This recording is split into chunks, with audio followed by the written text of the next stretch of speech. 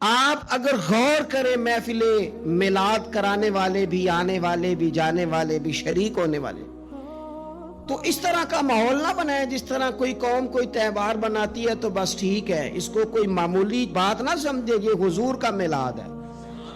اس پہ بندہ مومن نے اس بات پر شکر کرنا ہے کہ یا اللہ تیرا شکر ہے تم نے ہمیں اپنے پیارے محبوب کی غلامی عطا فرمائی ہے۔ اس کو معمولی قسم کی کوئی بزم سمجھ کر نہ گزار دیا جائے، اس میں جذبات کا خاص حسن ہو، کیفیات کا خاص جذبہ ہو۔ میرا محفل کا انکار کرنے والوں سے، میلاد شریف کا انکار کرنے والوں سے بھی بڑا معصومانہ سوال ہے کہ خدا کے بندو، تم محفل میلاد کا انکار کرتے ہو، بتاؤ اس محفل میں ہوتا کیا ہے؟ آپ میں سے بھی جو لوگ بہت زیادہ دلائل چاہتے ہیں ان سے بھی صرف سادی سی بات عرض کرتا ہوں، میلاد کی محفل میں کیا ہوتا ہے؟ سب سے پہلے تلاوت ہوتی ہے، سب سے پہلے کیا ہوتا ہے؟ پھر اس کے بعد تقریر، پھر جی سلام، پھر آخر میں لنگر۔ کون سی چیز ناجائز ہے اس میں؟ کوئی ہے تو بات کرے بھئی، آپ ان سے سوال کریں نا کہ خدا کے بندو کس بات پہ اڑ گئے ہو؟ یہی سارے کام تم سیرت کا ٹائٹل لگا کے کرو تو بالکل ٹھیک ہے، تلاوت ہے، نعت ہے، بیان ہے حضور کی سیرت کا، فضائل کا، خصائل کا، شمائل کا، اس میں ناجائز کیا ہے؟ عجیب بات ہے، عجیب جرت ہے، عجیب دلیری ہے۔ آپ کس کو ناجائز کہہ رہے؟ قرآن پاک کی تلاوت کو، حضور کی نعت کو، نبی پاک کے ذکر کی تقریر کو، درود شریف پڑھنے کو، دعا مانگنے، کس کو ناجائز کہا؟ آپ بڑی جرت سے، اور یہ ہے کہ ڈھٹائی سے آپ کہہ رہے ہیں ناجائز ہے۔ آپ غور تو کریں، محفل کرانے والا ذوق پیدا کرے اور انکار کرنے والا توجہ کرے وہ کیا کر رہا ہے، وہ توجہ کرے۔ میلاد شریف کی بزم کو پورے شوق سے کرے، درد سے کرے، اس میں کثرت عوام کی ضروری نہیں، بڑا خطیب ضروری نہیں، بڑا نعت خواں ضروری نہیں، اس میں تو دل کا جذبہ ضروری ہے۔ حضرت شاہ ولی اللہ صاحب محدث دہلوی رحمۃ اللہ علیہ فرماتے ہیں کہ میں مکہ مکرمہ میں میلاد شریف کی محفل میں شریک ہوا تھا، اور فرماتے ہیں جب میں میلاد میں پہنچا ہوں تو میں نے زمین سے آسمان تک نور ہی نور دیکھا ہے، کیونکہ وہ لوگ اللہ کے حضور اپنے دل لے کے حاضر تھے کہ تیرے محبوب کی غلامی پر شکر ادا کرنے ہیں۔ تو محفل میلاد والے اس بات پر توجہ کریں۔ 4-5 اجزاء ہیں محفل کے جو تقاضے، ان تقاضوں کی روشنی میں اگر میلاد شریف کیا جائے، سب سے پہلے محفل مبارکہ میں تلاوت ہوگی۔ قرآن مجید ایک ایسی چیز ہے کہ نبی پاک صلی اللہ علیہ وسلم نے فرمایا قیامت کے دن نہ یہ قرآن تمہاری شفاعت کرے گا، اس کو پڑھا کرو، اس کی تلاوت کیا کرو۔ اور غور کریں میں کیا عرض کرنے لگا ہوں، قرآن مجید کہتا ہے قد جاءکم من اللہ نور و کتاب مبین، اے لوگو تمہارے پاس اللہ کی طرف سے نور آیا اور کتاب مبین آئی۔ تو میلاد والے رسول کے ساتھ جو چیز آئی ہے وہ قرآن پاک ہے، قرآن آیا حضور کے ساتھ۔ قرآن پاک کی تلاوت خوبصورت ہو محفل میلاد میں، ویسے تو سارا قرآن ہی حضور کی نعت ہے، سارا قرآن ہی، اور میں حیران ہوتا ہوں کہ نقیب اعلان کر رہا ہوتا ہے سارا قرآن حضور کی نعت ہے، نعت کا کہہ رہا ہوتا ہے سارا قرآن حضور کی نعت ہے، تو پھر ان سے کہنا چاہیے نا پڑھے چند آیتیں، سنا پھر آپ شعر ہی رہے، چند آیات کی تلاوت کرے نا، مہربانی فرمائے، آپ نے کہا ہے نا سارا قرآن حضور کی نعت ہے، ذوق سے تلاوت کی جائے محفل میلاد میں۔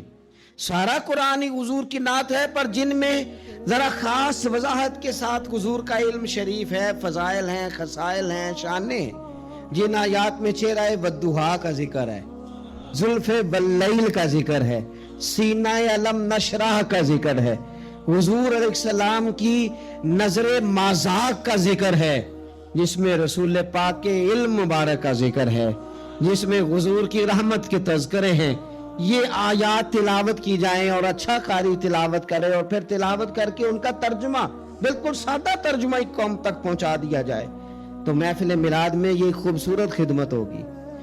یہ میلاد شریف کرانے والے ایک اچھی بات لوگوں تک پہنچائیں گے، اچھے انداز میں قرآن پاک کی تلاوت کر کے، اور یہ بات یاد رکھ لیں، اپنے دل کی تختی پہ لکھ لیں، اللہ کے پیارے رسول صلی اللہ علیہ وسلم نے فرمایا اس قرآن کے ذریعے اللہ قوموں کو عزت عطا فرمائے گا۔ تو میلاد شریف کے اندر آپ اچھے قراء کو ضرور دعوت دیں، بہترین قرآن مجید کی تلاوت آپ سنیں، اور اچھے انداز میں آپ نبی پاک علیہ الصلوۃ والسلام پر نازل ہونے والی اس کتاب کی تلاوت سن۔ دوسری بات یہ کہ میلاد شریف میں نعت پڑھی جاتی ہے۔ نعت کہتے ہیں حضور کی تعریف کو، بڑی سونی کر کے نبی پاک کی تعریف کی جائے، بڑی سونی کر کے۔ یہ نا میں کیا عرض کروں اس نعت خواں کی خدمت میں بھی جو اتنا اعلیٰ کام کر رہا تھا، وہ اس لائن میں کھڑا تھا جس لائن میں حضرت عباس بن عبد المطلب کھڑے ہیں، اس لائن میں تھا جس لائن میں حضرت حسان بن ثابت ہیں۔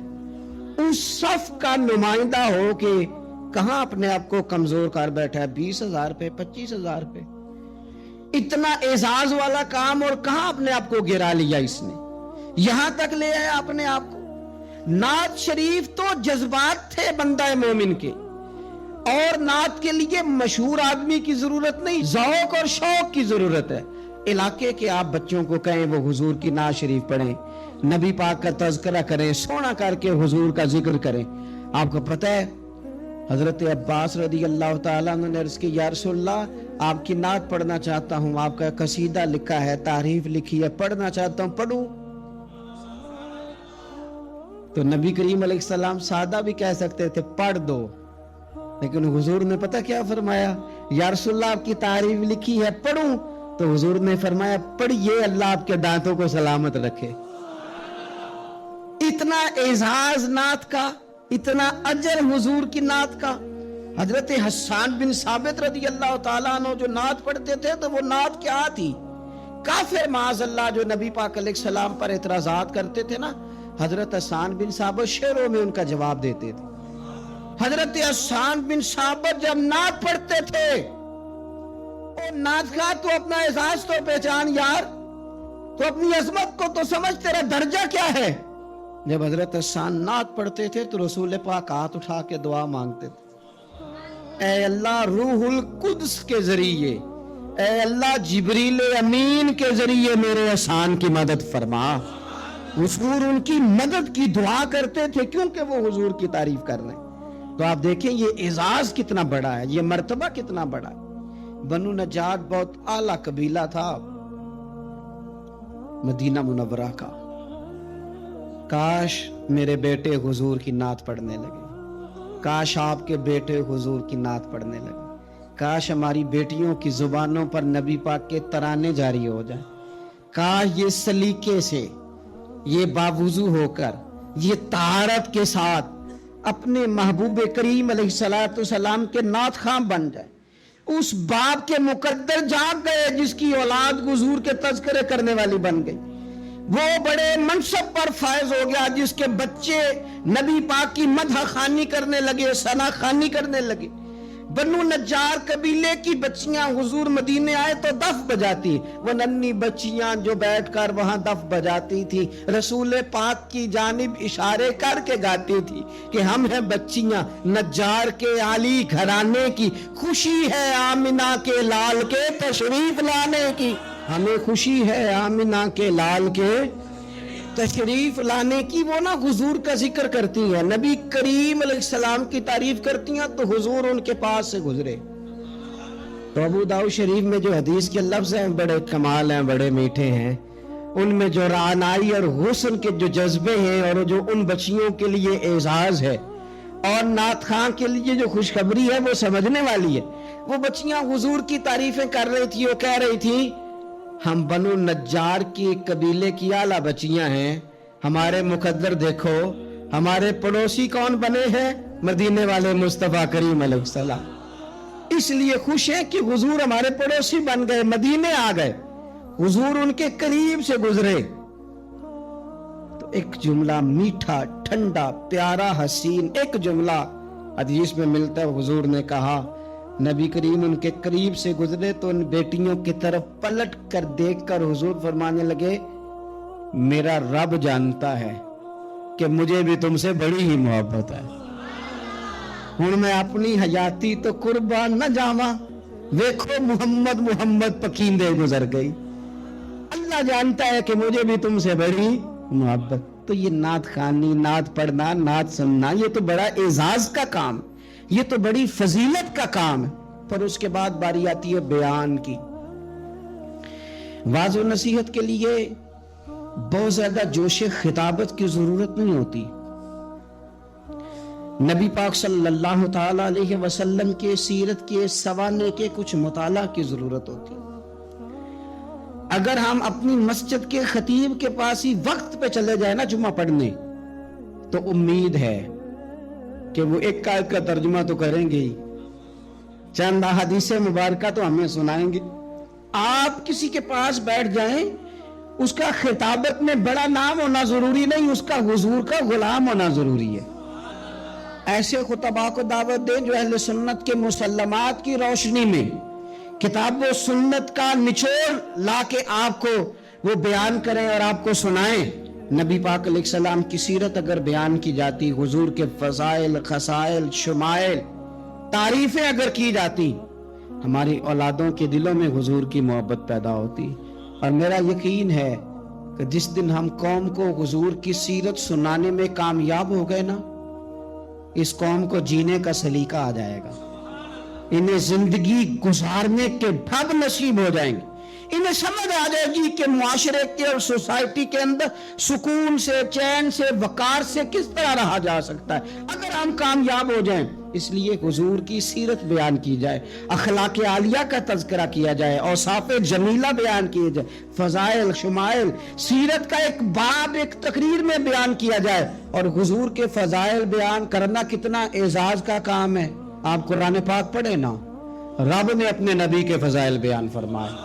لقد من اللہ علی المؤمنین اذ بعث فیہم رسولا لقد جاءکم رسول من انفسکم عزیز علیہ ما عنتم حریص علیکم بالمؤمنین رؤوف الرحیم یا ایھا النبی انا ارسلناک شاہدا ومبشرا ونذیرا وداعیا الی اللہ باذنہ وسراجا منیرا وما ارسلناک الا رحمتا للعالمین.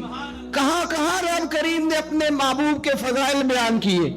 ان کو کھولا جائے، ان کو بیان کیا جائے، ان کی تفسیریں پڑھی جائیں، قوم کے دلوں میں، لوگوں کے دلوں میں حضور کی محبت بٹھائی جائے. آپ دیکھیے سنن ترمذی کتاب المناقب میں حدیث ہے، حضرت عبداللہ ابن عباس فرماتے ہیں چند صحابہ بیٹھ کے حضور کا ذکر کر رہے تھے، مختلف انبیاء کا تذکرہ کر رہے تھے. کسی نے کہا حضرت ابراہیم خلیل اللہ ہیں، جناب اسماعیل ذبیح اللہ ہیں، حضرت موسیٰ کلیم اللہ ہیں، حضرت عیسیٰ کلیمت اللہ ہیں. باتیں ہو رہی تھی، حضور بھی آ گئے. فرمایا جو تم نے کہا میں نے سن لیا، سنو پھر اعلیٰ وانا حبیب اللہ. میں فخر سے نہیں کہتا مجھے رب نے اپنا محبوب بنایا ہے، میں فخر سے نہیں کہتا. حضور فرمانے لگے سنو، قیامت کے دن حمد کا جھنڈا میرے ہاتھ میں ہوگا، پر میں فخر سے نہیں کہتا. فرمایا قیامت کے دن سب سے پہلے میں شفاعت کروں گا اور میری شفاعت ہی قبول کی جائے گی، پر میں فخر کے ساتھ نہیں کہتا. فرمایا صبح قیامت سب سے پہلے جنت کا دروازہ میں کھٹکھٹاؤں گا اور میرے لیے ہی سب سے پہلے کھولا جائے گا، پر میں فخر کے ساتھ نہیں کہتا. رسول کریم صلی اللہ تعالی علیہ وسلم ارشاد فرمانے لگے فقیر، غریب، مومن قیامت کے دن میرے ساتھ جنت میں جائیں گے، پر میں فخر کے ساتھ نہیں کہتا. حضور فرمانے لگے پہلوں میں بھی اور پچھلوں میں بھی اللہ کی بارگاہ میں سب سے زیادہ اعزاز میرا ہوگا، پر میں فخر کے ساتھ نہیں کہتا. فاضل بریلوی کیا فرماتے ہیں؟ کہتے ہیں پیش حق مجدہ شفاعت کا سناتے جائیں گے، وہ آپ روتے جائیں گے، ہم کو ہنساتے جائیں گے.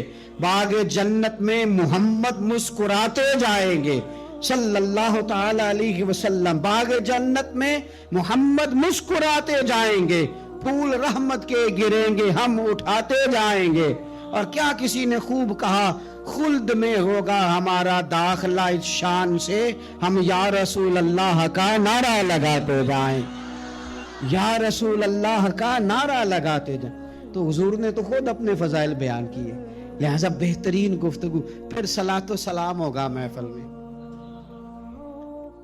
یہ جو درود و سلام ہے نا، دیکھیں نا انداز کیا ہے. ان اللہ و ملائکتہ یصلون علی النبی، اللہ بھی، اللہ کے فرشتے بھی نبی کریم پر درود بھیجتے ہیں.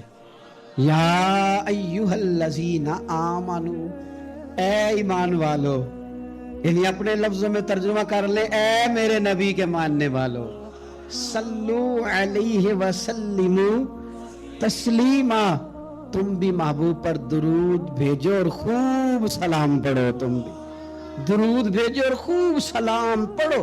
پھر ہمیں سکھایا نا ہمارے امام نے کہ کہنا ہے مصطفیٰ جان رحمت لاکھوں شم بزم ہدایت پہ لاکھوں سلام، جس کے گچھے سے لچھے جڑے نور کے، ان ستاروں کی نصرت پہ لاکھوں سلام. اور فرمانے لگے ان کی باتوں کی لذت پہ بے حد درود، ان کے خطبے کی ہیبت پہ لاکھوں سلام، اور جس سہانی گھڑی چمکا طیبہ کا چاند، اس دل افروز ساتھ پہ لاکھوں سلام. اور کہنے لگے میں سلام پڑھ رہا تھا تو فرشتے بھی میرے کان میں آ کے باتیں کرنے لگے. مجھ سے خدمت کے قدسی کہیں ہاں رضا، ہاں رضا، مصطفیٰ جان رحمت پہ لاکھوں سلام. مجھ سے خدمت کے قدسی کہے ہاں رضا، مصطفیٰ جان رحمت پہ. اور نبی کریم علیہ السلام فرماتے ہیں تو ایک بار درود پڑھ، رب تیرے اوپر 10 بار رحمت کرے گا. اور حضور فرمانے لگے تو 10 پر درود پڑھ، اللہ 100 رحمت نازل کرے. اور حضور فرماتے ہیں تو 100 پر درود پاک پڑھ، اللہ تیری پیشانی پہ قیامت میں لکھ دے گا کہ یہ بندہ منافقت سے بھی بری ہے، جہنم کی آگ سے بھی بری ہے. تو درود شریف پڑھا جاتا ہے ہماری محفل میں. پھر دعا ہوتی ہے،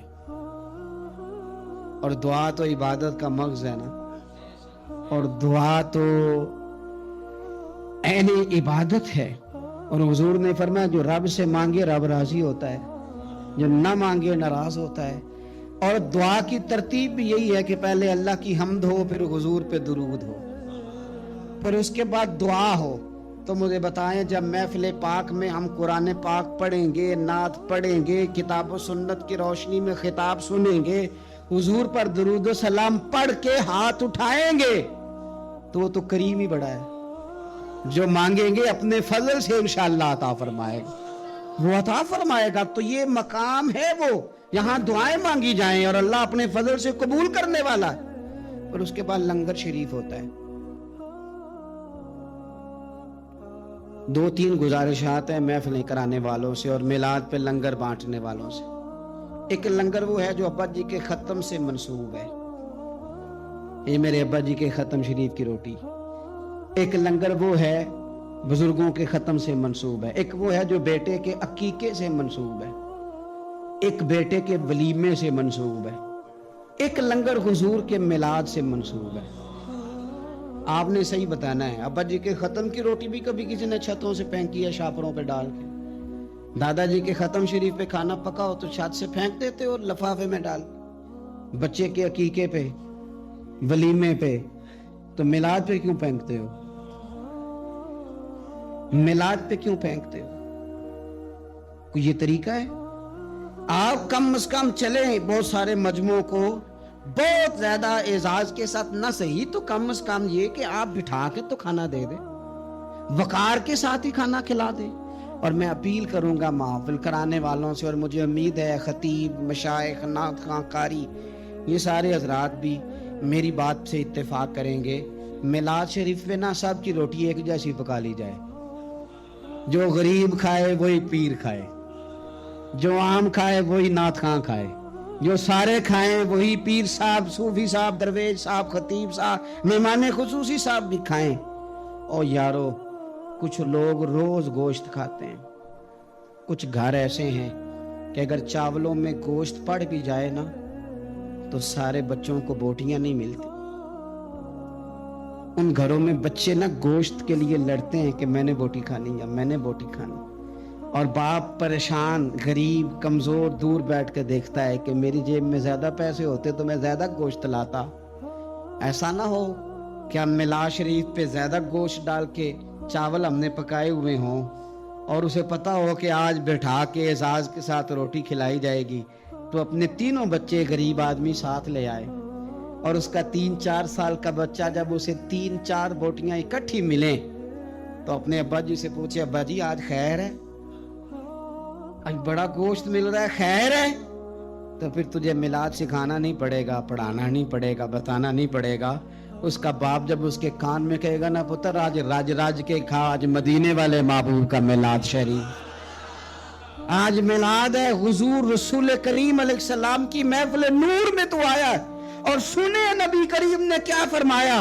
हुजूर फरमाने लगे, जो भूखे को खाना खिलाएगा ना, अल्लाह कयामत के दिन उसे जन्नत के फल खिलाएगा।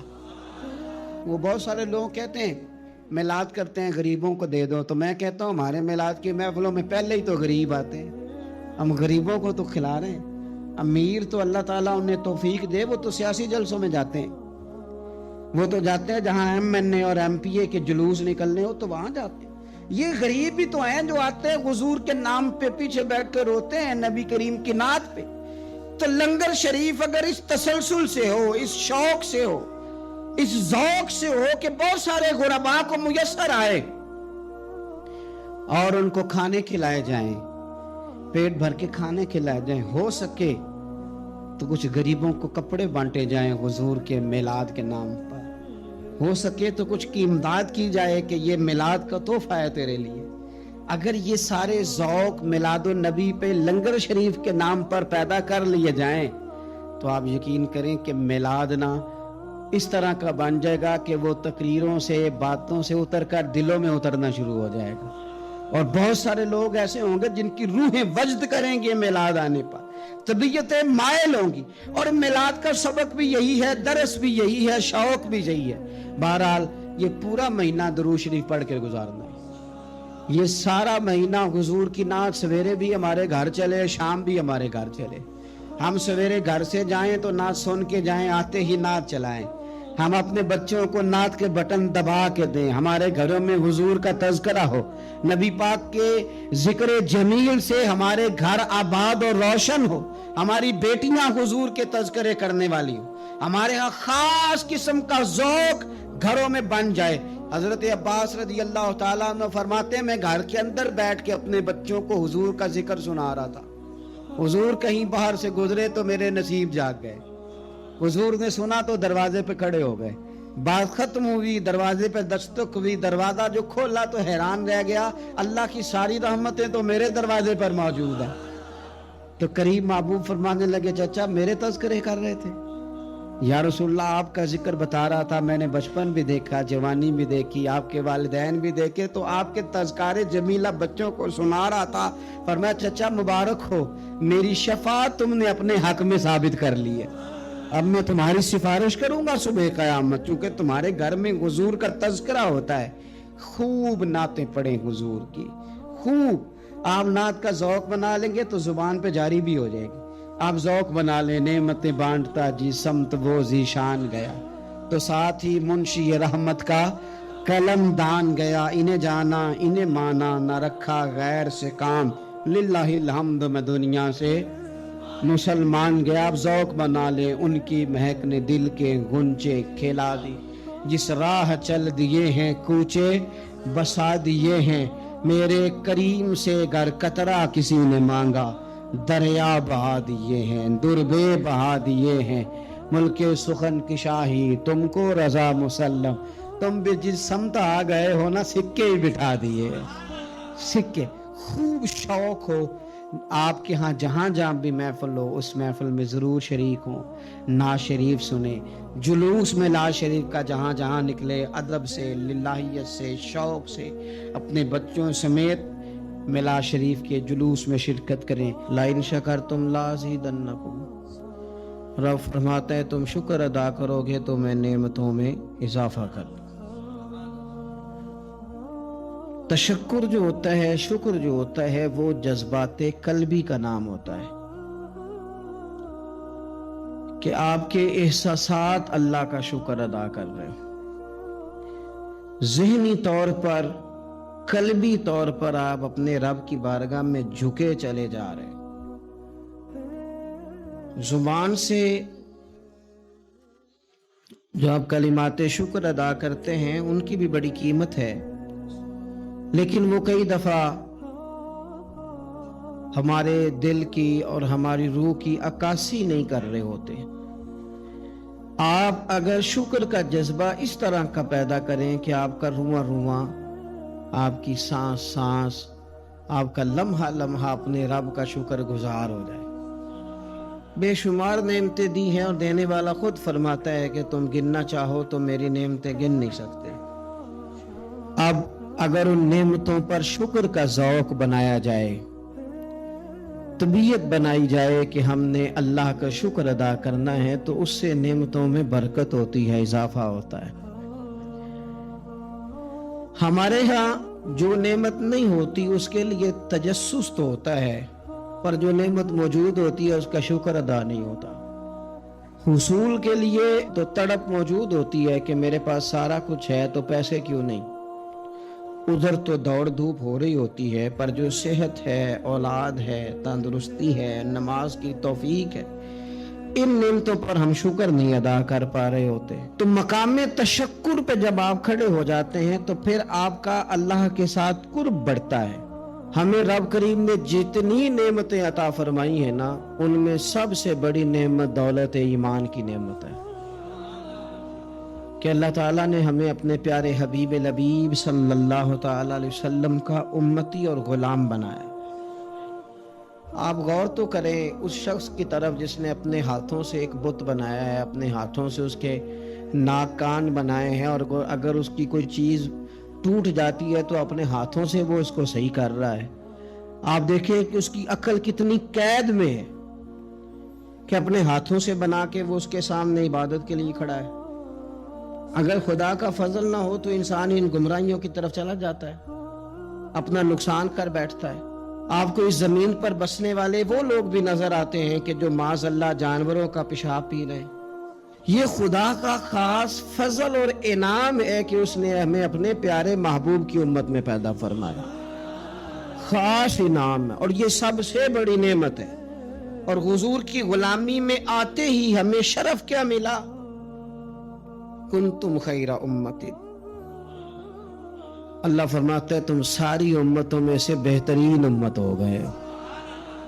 और रसूल करीम सल्लल्लाहु अलैहि वसल्लम बैतुल्लाह शरीफ में काबा मुअज़्ज़मा के सामने खड़े होकर फरमाते हैं, काबे तेरी बड़ी इज्जत है, पर रब की नजर में बंदाए मोमिन की इज्जत काबे से भी ज्यादा है। अब ये कितनी बड़ी नेमत है, उस पर कितना बड़ा हमें तशक्कुर का इजहार करना चाहिए था। लेकिन सारी जिंदगी जट बट चौधरी होने पर तो फख्र किया, मुसलमान होने पे ना कर सके। सारी जिंदगी हमने अपने कबीले पर, रंग पर, इलाके पर, बस्ती पर, जुबान पर, इल्म पर, दौलत पर तो फख्र किया। काश दो रखते पढ़ के कहते या अल्लाह तेरा शुक्र है तूने नबी पाक का गुलाम बनाया। ये इतना बड़ा एजाज है कि दुआएं मांग मांग के भी बहुत सारे लोग इसे हासिल ना कर पाए, हमें बिन मांगे मिला है। लेकिन तशक्कुर के जज्बात कल्बी तौर पर जो होने चाहिए। हुजूर का जिक्र किसी का मोहताज नहीं, किसी का मोहताज नहीं। वरफ़अना लका ज़िक्रा, रब फरमाता है महबूब हमने खुद आपके जिक्र को बुलंदियां अता फरमा दी, हमने आपके लिए आपके जिक्र को बुलंद कर दिया। लेकिन हमारे जिम्मे क्या था कि हम खास कर उस नेमत का शुक्र अदा करें। खास कर महफिल मिलाद कराने वालों से और सारा साल हुजूर का तज़किरा करने वालों से मेरी छोटी सी अपील दर्दमंदाना ये है कि हमें गौर करना चाहिए, हमें तवज्जो करनी चाहिए। हमें खास अपने दिल और अपनी रूह पर गौर करना चाहिए कि ये जो हम महफिल करा रहे हैं हुजूर के नाम की, इसमें हम खालिस हैं, हमारा इखलास इसमें शामिल है, लिल्लाहियत का दखल है। आपको अगर लिल्लाहियत नसीब है और ज़ौक़ आपको हासिल है, मुयस्सर है, और ये कल्बी बात है, ये ना आप किसी को बताएंगे तो पता चलेगा, ये आपका और रब का मामला है कि हमें अगर तो मुयस्सर है वो चीज़। बहुत सारे लोग ऐसे हैं, उनसे मैं अक्सर कहता हूँ कि महफिल तो हुजूर के नाम की है, اس میں تو میرے بھائی آپ کی گلی کا وہ نعت خواں جس کی بالکل کوئی آواز نہیں، وہ بھی نعت پڑھے تو پڑھے حضور کو راضی کرنے کے لیے، تو وہ بات قبول ہے۔ اگر آپ نے 60,000 والا منگایا ہے اور آپ کو بھی پتہ ہے پیسے دیے ہیں، تو اس کو بھی پتہ ہے پیسے لیے ہیں، تو آپ بھی کہہ رہے ہیں کہ پڑھنا نہیں، اس نے پیسے نہیں لیے، تو وہ بھی کہہ رہا ہے کہ میں نے لیے ہیں، تو مجھے بتائیے کیا اس میں ذائقہ کیا رہ جائے گا؟ اس میں کیفیت قلبی کے تو دکاندار اور گاہک کا رشتہ بن گیا۔ اس میں وہ مقام تشکر کہاں آیا جو بندہ مومن کو اپنے محبوب کے ساتھ ہونا چاہیے تھا؟ اللہ تعالیٰ اس ماہ میلاد کو امت مسلمہ کے لیے باعث خیر و برکت فرمائے۔ آخر دعوانا ان الحمدللہ۔